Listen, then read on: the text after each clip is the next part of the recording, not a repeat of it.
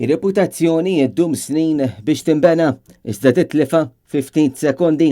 Illum meta tara kif ċertu istituzzjonijiet finanzjarji tħallew jagħmlu transazzjonijiet ta' ħasil ta' flus lejn pajjiżi bħal Azerbajġan, dan huwa ta' tħassib kbir.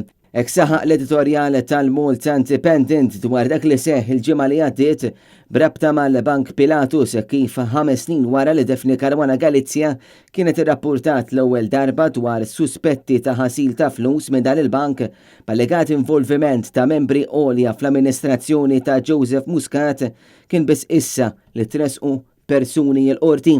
Il-Bank Pilatus kien inala meta l-liċenzja tiegħu ġiet irtirata mill-Bank Ċentrali Ewropew f'Novembru tal-2018 wara l-arrest tal-fundatur tal-bank Ali Sadr fl-Istati Uniti.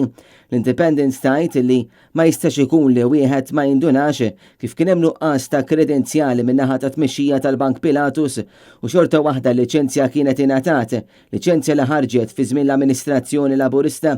L-editur kompla billi fakkar kif l-eks Ministru Edward Cicluna, il-persuna li l-lum u għal-Gvernatur tal-Bank Ċentrali ta' Malta, kien responsabbli biex jara jekk ċertu istituzzjonijiet jiftħux Malta jew le u għalkemm m'għadux Ministru tal-Finanzi, il-ħsara kbira għar reputazzjoni ta' pajjiżna diġà saret.